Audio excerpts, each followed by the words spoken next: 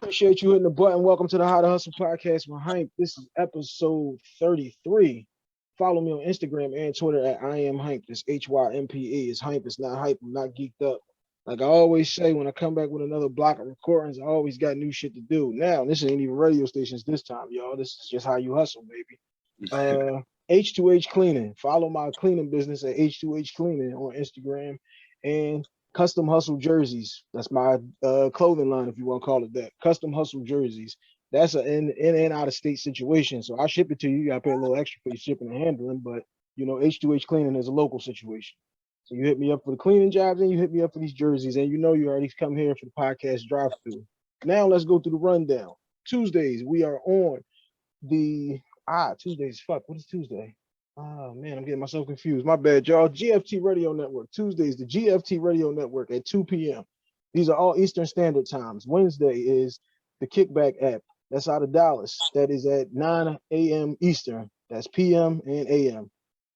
Thursdays is WTNUphilly.com. That's 12:30. Fridays, 10 a.m. on the I Say Podcast Network. And Saturdays, we are on the THC Radio Network. 10 a.m. on the THC network. All right, special guest, episode 33. Introduce yourself to the audience. Well, thank you so much for having us, Hype. This is Bob from Real Talk with Bob and T. We have a podcast, Real Talk with Bob and T. You can listen to us anywhere that you listen to your podcast. And this is T with Real Talking Bob and T. Thank you for having us. No doubt, y'all. One of the things I always say, you got to fuck with who fucks with you. T was sending me feedback every week, so I said, okay, let's find out what Bob thinks about some shit too. And now we go get him on the podcast, episode 33. My bad, I always leave that one out too. Yeah, we are available on all streaming platforms, and we only accept 5 stars. Somebody gave me 4, and I found out who that is. That's me and you. 5 stars on. All right. Okay, episode 33, podcast drive-through. I like to get you in and out. How did you adjust to your partner's love language? We always start with the guests here, and we're going to start with the ladies first on this episode. T? Oh, boy. So for me, I have an issue when it comes to change and adjusting, especially in like the relationship. So, really, Bob. So in the beginning, Bob was more of a gift person. We've been married 21 years. So once he clap it up for 21 years. Let's not gloss over that. I got 5 years of myself in gangsterdom. All right. But once he switched from that, the first thing I thought was, okay, what's wrong? Is something going on with the marriage? Is he stepping out? So it was kind of hard for me to adjust. But I will say, as time has gotten along over the years, I think I'm adjusting a little bit more because he does switch things up. Like I said, from a gift giver to sometimes affection, but he's not like a real affectionate person. And I kind of thought it was like, is it me? But that's just him across the board.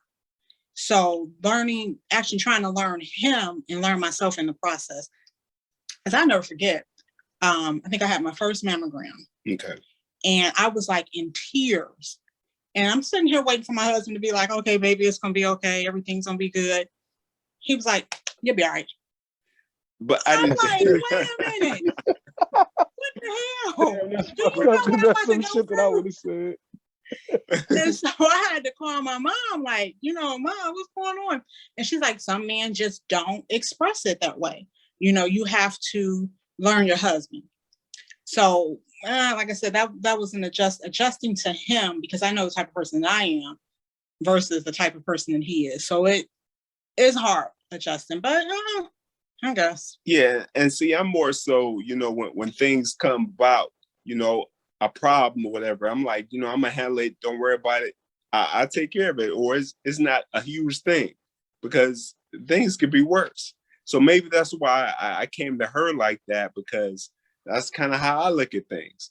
Like it's gonna be all right, but I didn't realize that she wanted more affection or me to talk more about it or whatever. So I started doing that because that's what she was looking forward to. So yeah, and when go ahead. No, go ahead. And when it comes to gifts, I stopped giving so many gifts because it was just me and her. But then kids came, and then you got to spread the love, you know? So I'm not giving it to her. I'm giving it to them, you know? And she gets a little bit of it, but it's not what she's used to or from before then. Right. Because when it was just me and him, understandably, I was his baby. You taking care of the baby. I can't step on, girl. I can't step on episode 34, but episode 34 is pertaining to the male reaction to after the baby comes. Mhm. So I'm saying y'all stay tuned. Y'all stay tuned next week because I don't want to do the same episode twice, but a lot of what you're saying will be touched on episode 34. That'll be out next week. You know what I'm saying? Build that anticipation with the audience. I would see the love language for my wife. My wife don't have a love language, to be honest with you. Mhm. She's like one of them people where it's like it ain't really no certain way that she wants to be treated or anything. And it was like it kind of always was like that. Me and her was start talking. She was 15, so it was like one of those things where she consistently was this way. Like you didn't have to go the extra mile or anything. Plus, like T was saying about you, Bob, is I ain't the affectionate, like not affectionate. My bad. I'm not the emotional kind of guy.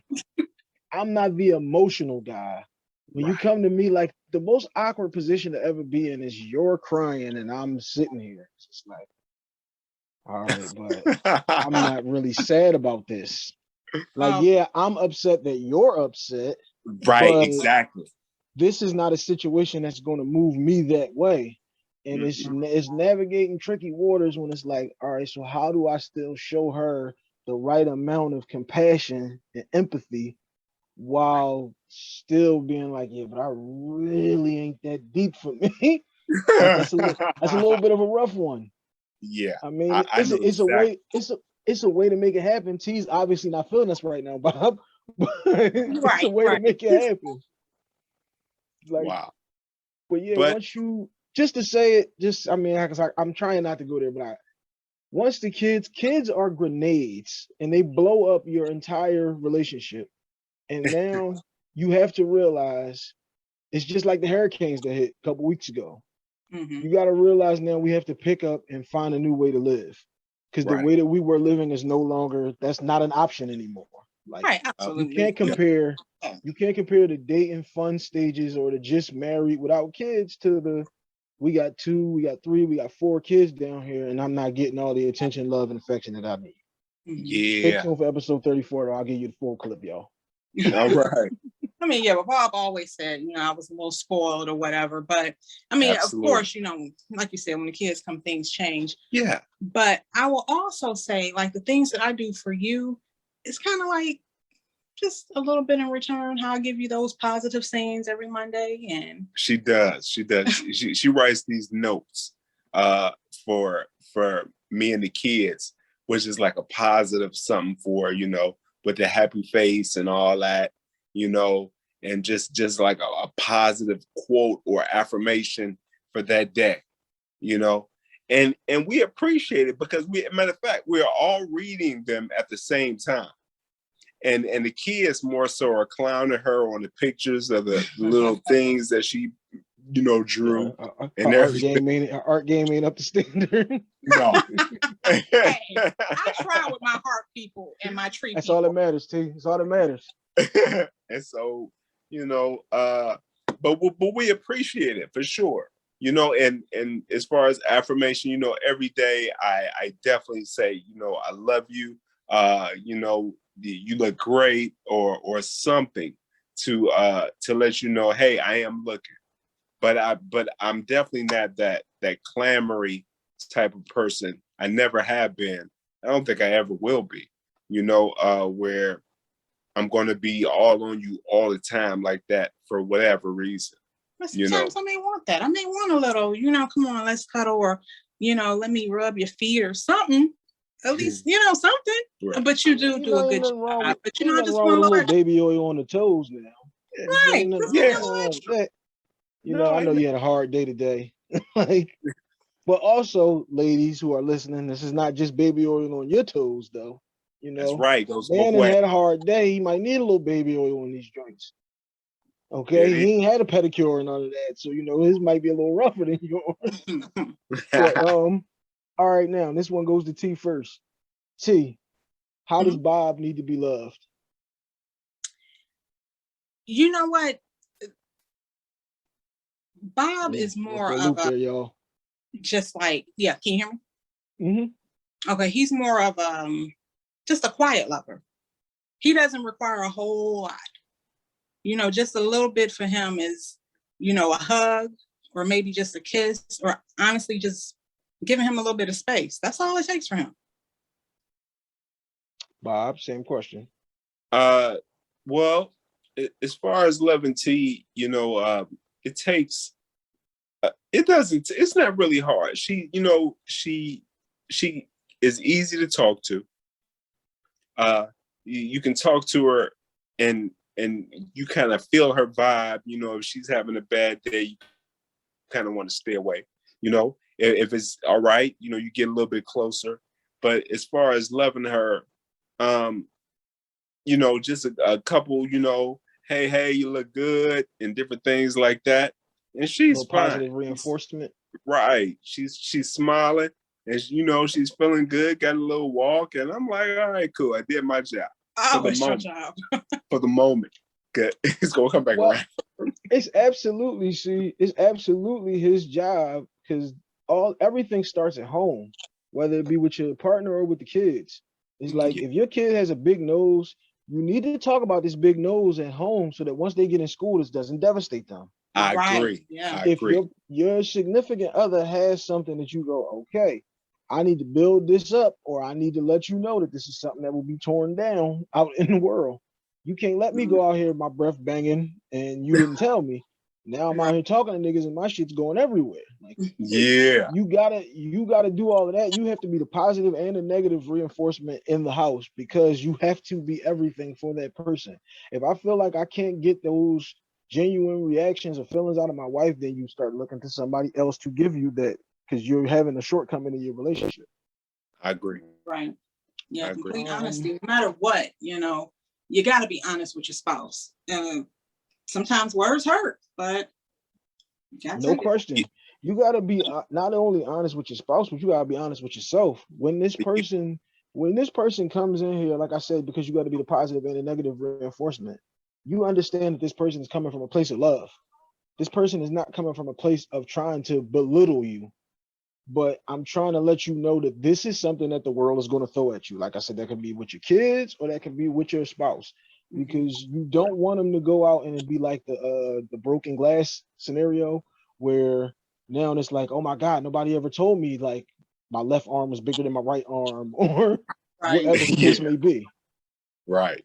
I agree. Young, You're right. We do have to tell each other and accept that constructive criticism, because the people out there that don't care about you, they're not going to be as nice at all. not at all. They're coming from a place of like malice, and they come from a place where they got like ill intent towards it, where they're trying to demean you. They're Mhm. not trying to like, protect you or protect your feelings and all of Right. that. Yeah.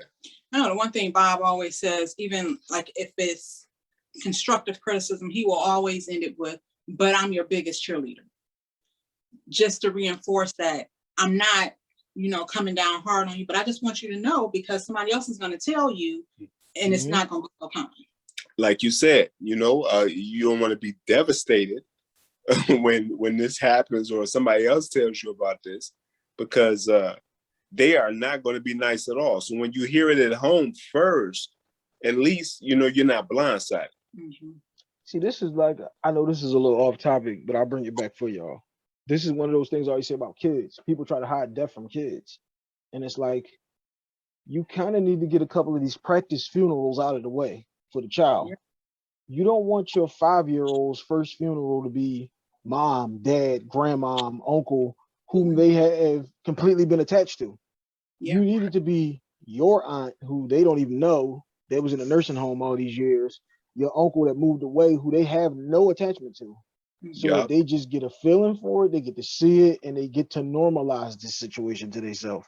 But if you Right. wait until it's you and they go, why the fuck is he laying here? Yeah. Yeah. Like it will Yeah, devastate them.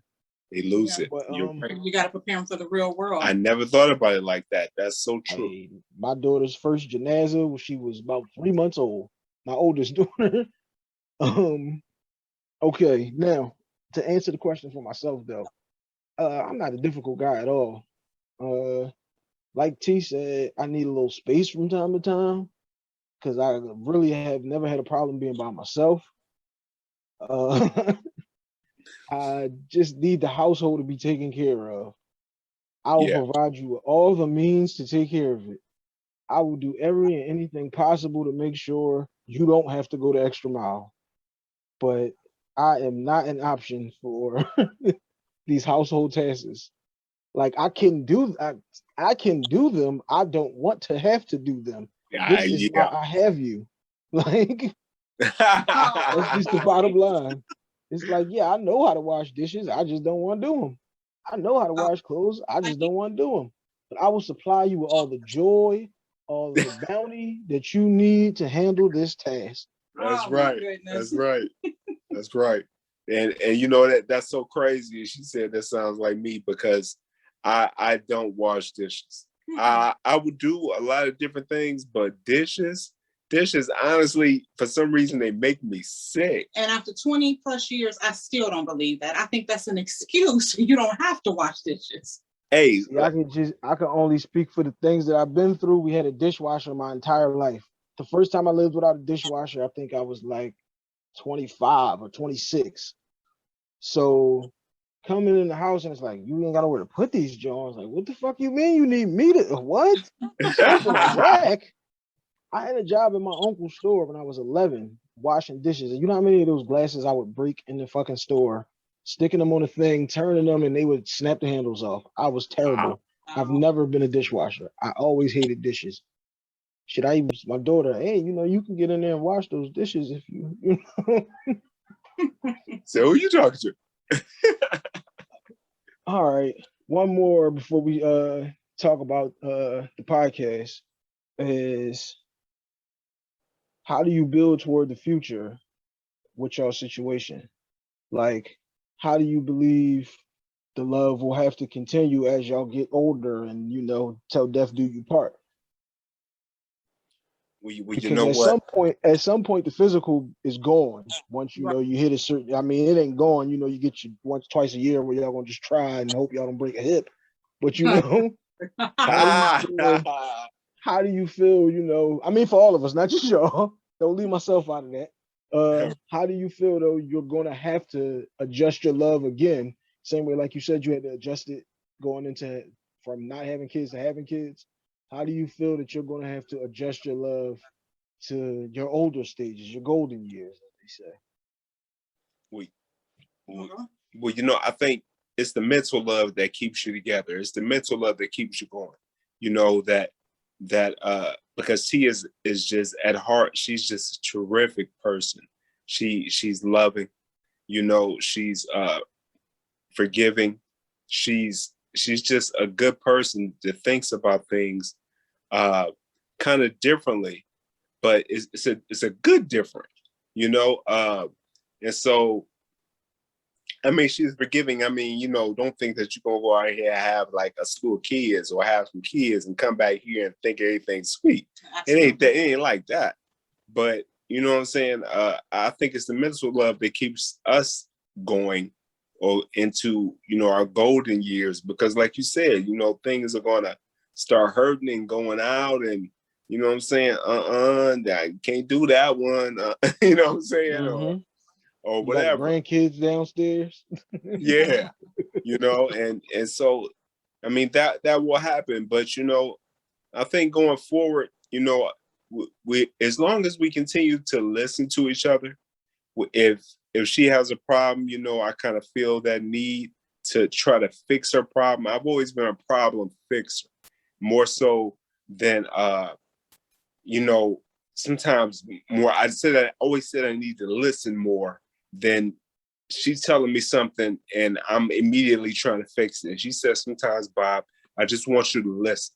I just need an ear to hear what I'm saying, So now, back then I used to jump and trying to fix everything. Now I'm just listening, and so much more listening as we move forward. And just try to be there for each other emotionally and everything like that, because it's so many things that can go on in our life that you just don't know how to handle. And see, me, I'm much more calmer than T is. So the thing is, I handle things differently than her. If she sees something, it's like, oh, what we gonna do? And I'm like, calm down. Let's think about it. Let's make a move to how we're gonna fix this problem. And I always said that the way we are, we're kind of different at the way we see things. I think that's what kind of has helped us move this far, because we look at things different. I can see things the way she sees it, and she can see things the way I see it. You know what I'm saying? The calmer you are in those situations, the easier it is to handle it, though. Right. Having hysteria just makes us have another problem. Yeah, and I'm like, calm down. My daughter, my oldest daughter, when she was a couple months old, and we sitting at a restaurant waiting for a table. Guy next to me says she don't look too good. I look at her, I'm like, nah, she was sleeping in the car. She cool. I look at her eyes is rolled in the back of her damn head. She's having a seizure in my arms. I look at my wife. Okay, look, we gotta go. Call my mom. Where's the hospital at in this area? My wife finds the hospital's around the corner. They send the ambulance straight around. We got my cousin with us. We get in the ambulance. I grab her. Look, you got to drive the car. Keep yourself calm. Just follow the ambulance. We get straight to the hospital. They take her straight back. Everything's good. Now they take her out of the room. My wife falls into my arms, and it's okay. Look, we're going to find out what the hell's wrong. We're going to be good. But my cousin is hysterical over here. She's like, how the hell did y'all just do that? Where neither one of y'all reacted. I'm like, because if you react in a bad manner, it's going to react to the baby. So you have to stay calm, and you have to wait until we are in a space where it is perfectly fine for you to cry. You're so right. You got to wait until we are in a space for your emotions to be able to come out. Right now, this ain't the time for you to be emotional. You got to suck it the fuck up and get her ass in this ambulance so we can figure out what's going on. Because the kids look at you at how they should be acting. But it's the same. It's the same thing like you saying when she brings to you a problem and she's emotional about it and you're not. And I don't want to, everybody listening, I don't want this to everybody sounds like the woman is always the emotional one. But you got some situations where the dude is the emotional one. Absolutely. Even in these situations where he's overly emotional and she's the rational, calm one, you have to keep yourself to a certain level of groundedness, because being too emotional about it will now derail the entire situation, because we got a whole other problem to look at. And we can't focus on this task at hand that we're trying to handle. Right. I agree. So I would say for me, go ahead to the same question that I threw at Bob. Yeah, I would say for me, as long as we keep the communication and keep that balance, I believe we're going to be okay. I mean, of course, things are going to happen. I'm going to change. He's going to change. But we've always had a balance, even with dating. You know what I'm saying? It's always been a balance between us. I always say he's my soulmate, my best friend. But as long as we keep that communication I heard that. and just be open with one another, I think we'll be okay. I mean, Absolutely. We've made it this far, and we've gone through ups and downs, but we've sustained it.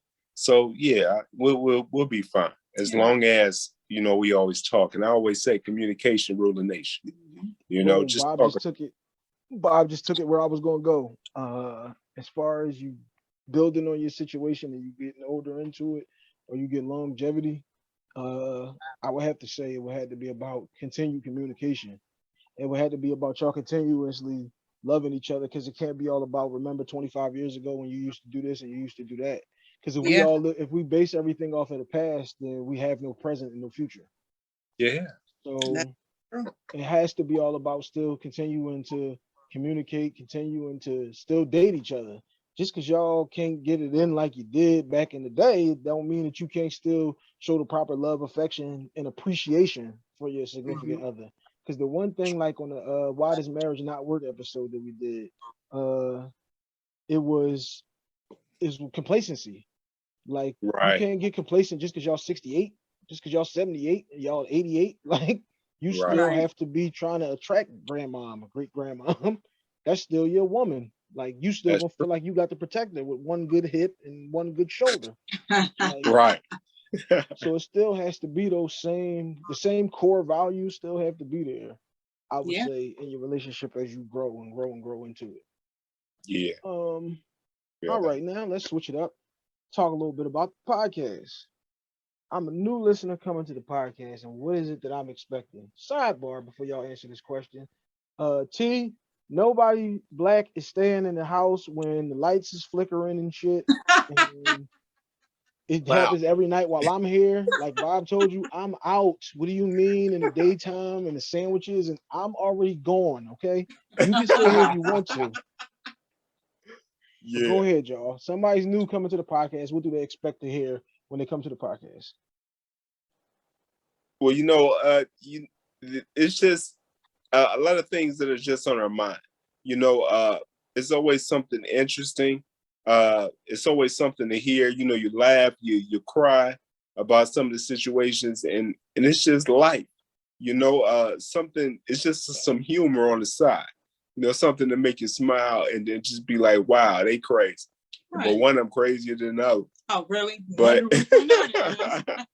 but I mean, we're just having fun, and we're always talking.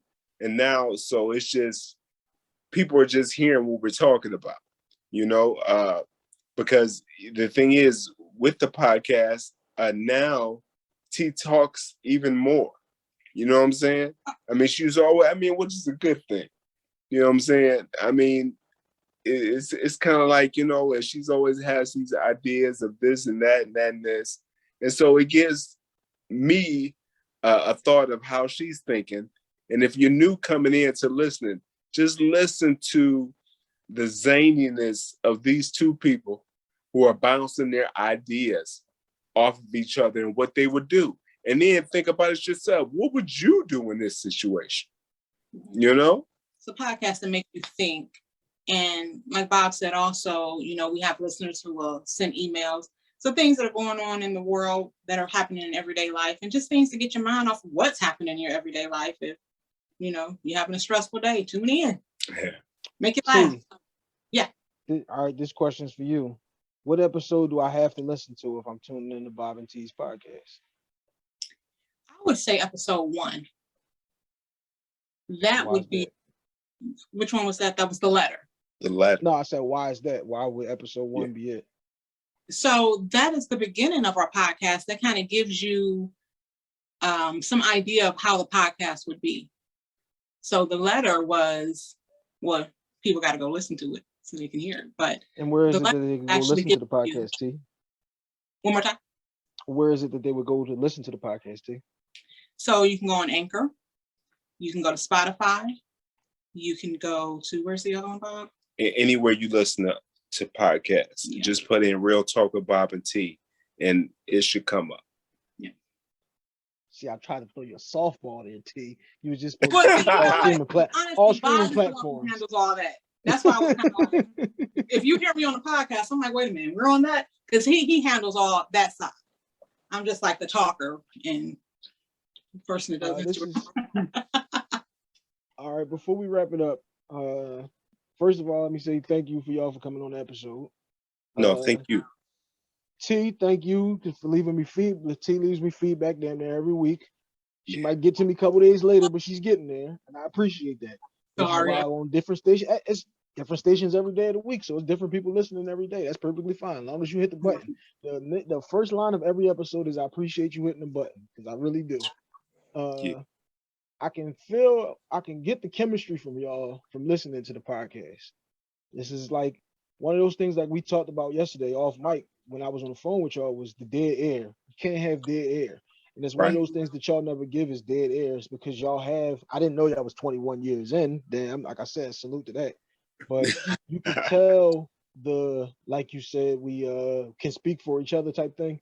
Because it's like we don't have gaps in our conversations where we have the awkward pause because it's like I don't know where she's gonna go. He don't know where I don't know where he's gonna go. She don't know where I'm gonna go type of thing. Right. Mhm.